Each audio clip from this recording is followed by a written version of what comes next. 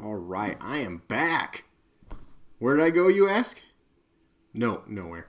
I've just been busy chasing my little man around. For real, I've lost 15 pounds since he's learned to run. It's been freaking nuts. But when I did finally find some time for myself, I went to Level 7 Games, and they let me borrow these beautiful bad boys. Soldiers of Fortune on the Genesis, and Soldier of Fortune Payback on the 360. They kept laughing when they handed me this one. Not really sure why. I guess we'll find out.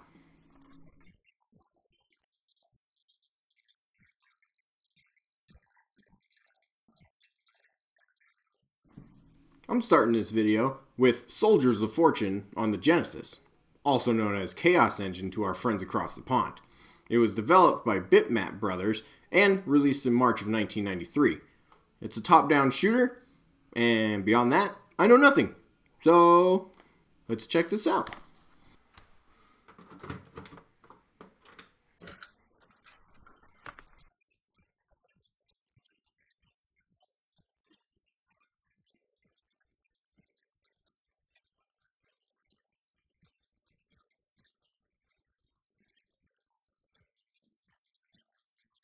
Sometime in the last century, an experimenter with time, space, and early computers created a bizarre machine. Although primitive, the machine became incredibly powerful and turned against its creator. Its power to corrupt time and matter was out of control. A cloud of chaos descended over the land. Humans and animals were turned into ravenous beasts. The results were soon discovered.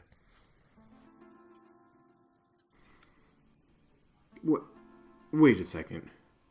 Are they saying dinosaurs are a product of human tampering? And wait, that opens a whole can of worms. Did we really even land on the moon?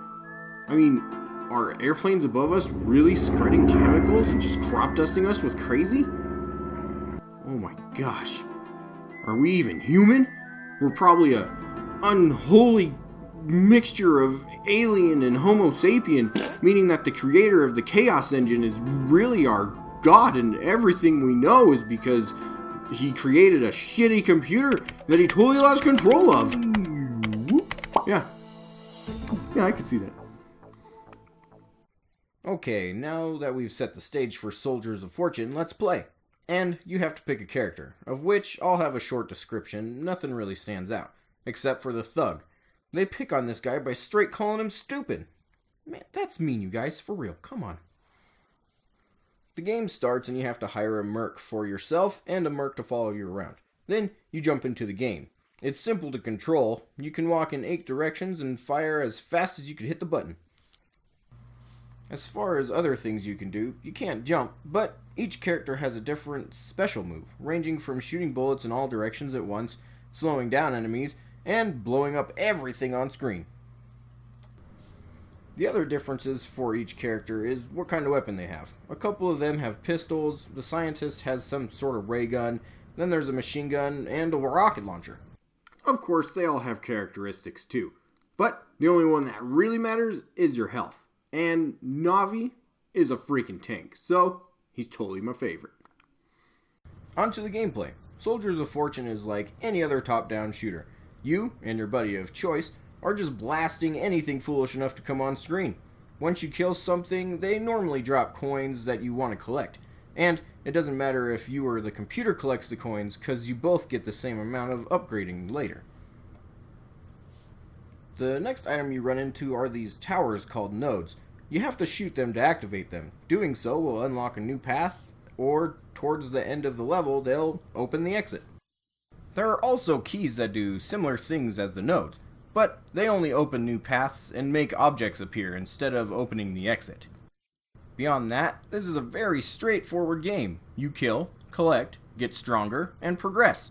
In later levels, there are a lot of different paths you can take, but they are hidden depending on the keys you grab. So unless you play this game non-stop and learn where each of the keys are, you are just gonna go where the game will let you. Every couple of levels, all those coins you have been collecting come in handy. You can upgrade things like your character's health and their guns, but you can also upgrade their intelligence, which I have no clue what that does, but you can do it. I, of course, just kept beefing up my character's health, speed, and weapon. Those seem to be the most helpful. After 3 levels, you are sent to another world. At this point, you receive a code, and you could use it later to get back to the point with your character and all the money you've earned so far. You will have to repurchase all of your upgrades, but that's not too much of a hassle, especially if you've upgraded something that you really didn't need to. And damn! Look at this thing! It's huge! It's not the longest code, but it takes a minute to put in. And of course, when you die, you have to start the whole world over again. But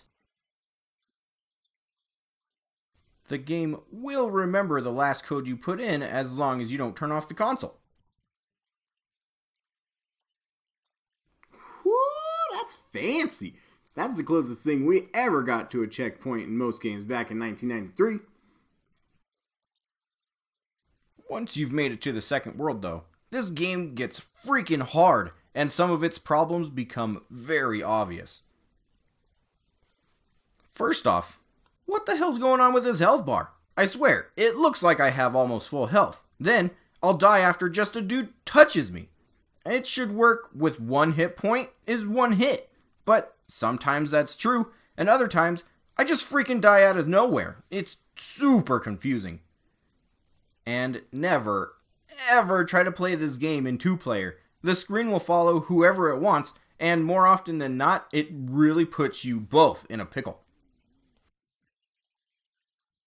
Another crazy thing about this game is these dudes are so freaking beefy that sometimes they can't even make it through the smaller paths in the level unless you hit it perfectly. It's more funny than bad, but it's still a pain from time to time. This last thing also falls under not really a complaint, but kind of at the same time. This game is tough. I had to look up a cheat code just so I could show you guys the 3rd world, and I never made it to the 4th. But Soldiers of Fortune does seem like one of those games that if you just become obsessed with playing it, you could totally beat this in probably like 2 hours. So, if you're a person that likes playing a game until you get good enough to beat it, Soldiers of Fortune on Genesis is definitely a game for you. Because it's an all-around fun game, but it could do a lot better at telling you what exactly you're doing and how some of the mechanics work. Also, that health bar is just freaking wackadoo. I still don't understand it.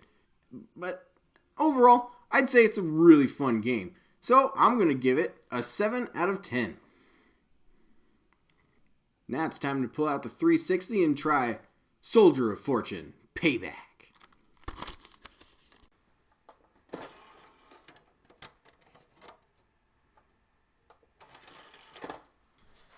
So, Soldier of Fortune Payback isn't a sequel to Soldiers of Fortune on this Genesis. I know, but the names are damn close, and really, I was just hoping for an upgraded version of the Genesis game, because by 2007, when this game was released, there were already a ton of just top-notch FPS games, like Halo 3, BioShock, Call of Duty 4, Portal, and Half-Life 2 Part 2. So, that's a lot to live up to, but I'm hoping for a top-down shooter. It won't be, but let's hope. Oh man, it's an FPS. Okay, it's not the game's fault. Let's see what we got here. Oh no. Oh, come on. Oh, wow, that's bad. Let's see if we can fix the controls at all.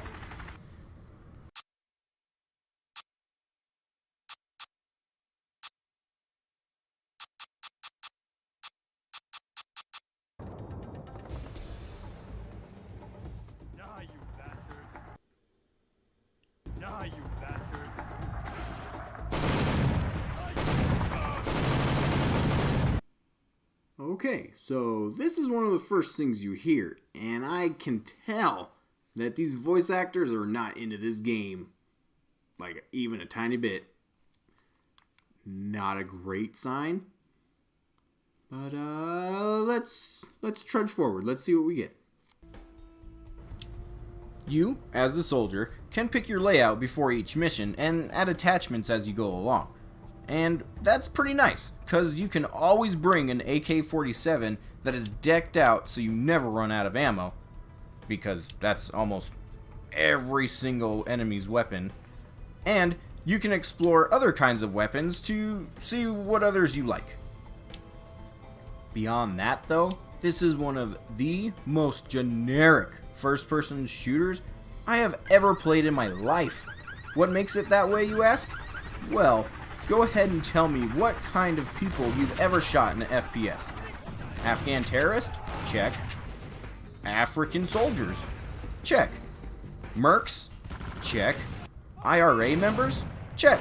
And some generic white ass that you've worked with for years, but someone offered him some money, so now he's trying to kill you.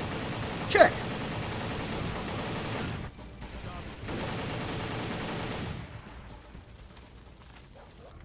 And the story doesn't help set Soldier of Fortune Payback apart either. It is just a mangled mess of things happening. For example, in one level, I'm trying to invade a slave camp and let them all out and mess up the bad guys that are holding them. Not too long afterwards, I have to fight some Irish prick called Ethan Wall. Who the hell is that? I don't know. He just showed up and he hurt someone that I knew at some point? I don't know what's happening. The best way to explain this story to you is if you took 3 thick-ass Tom Clancy novels, tore out all the boring bits, threw all of those bits into a big pile, stapled them all together, and read it that way. There's no character build, there's no climactic fight with someone you have been chasing the whole game, and no ending. That's right, they leave it at a cliffhanger, like anyone in 2007 wanted to play this garbage, let alone today. But there is some things that set this game apart from the other FPS games of 2007 like Halo, Call of Duty, and Portal. When you shoot people, their limbs will just fly off. But people that get shot apart easily isn't enough to save this game. Sure, from time to time it's fun to watch these dicks get blown to bits. But for every time that this game gives you joy, something seems to be there to counteract it. Like the fact that your character seems to be made out of paper mache. I swear, every time you get shot at twice, you go down. Or sometimes it only takes a single shot. But other times, it'll take around 10 or 15. I have no clue what my health is supposed to be. But Soldier of Fortune Payback does keep it fair by making the common enemies fall apart when you shoot them. Unless you hit them in the torso. That's fucking worthless. Then when I run into boss characters, like this dirty son of a bitch, it takes like 70 shots before he goes down. It makes sense because, you know, he's a boss, but it also seems really silly and out of place in a game that's trying to take itself real seriously and keep everything very realistic.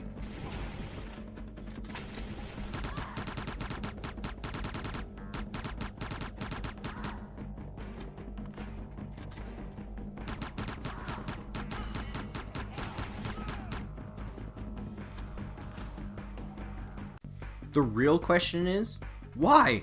Why make a game like this when FPS games already existed, and not only existed, but were some of the best damn games that you could play at that time? I couldn't imagine trying to live my life the way this game works. Buddy, did you want some milk? Oh man, that's a tiny target. Okay. You think I could hit it? Here. Oh. If only I could make small movements. Ow. Oh. I get. Oh. Shh. Oh. There. Come on, man. Focus. Ah. Just the tiniest movement. Oh no, I'm off.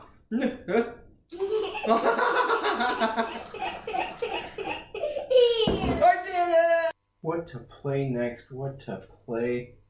Ooh, I know what I'm gonna play. Oh, come on.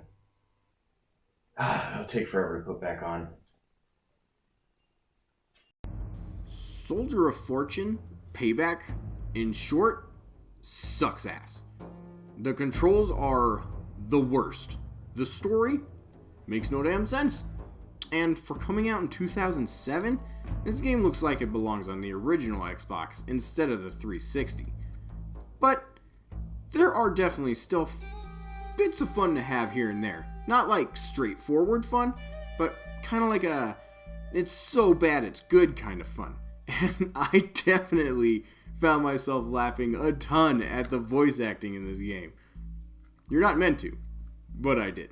Oh, honestly, could your tactics be any more transparent? Is that supposed to make me mad? Good me too. Attacking you in a blind rage. Gavin was a twat. You're going to let me live? Weak American. Were our situation reversed, I would not hesitate to put a bullet in your head.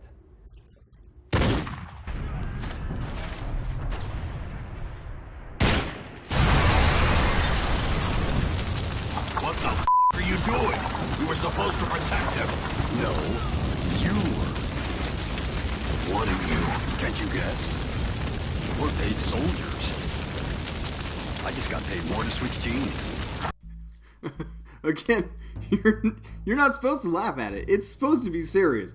But you can't take this game serious. It's ridiculous.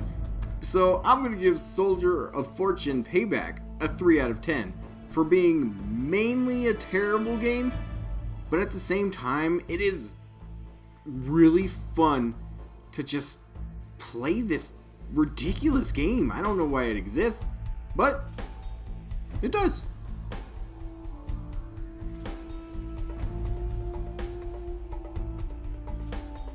Thank you again for watching another one of my videos. And if you've liked what you've seen so far, like and subscribe, and that really helps me out. But I'd like to give a special shout out to Level 7 Games and John Young for lending me these beautiful games. They're in perfect condition, especially Soldiers of Fortune. With cartridge, the manual, and the poster, it's awesome. And I hear they've only been charged with arson once, so that's not bad at all, right?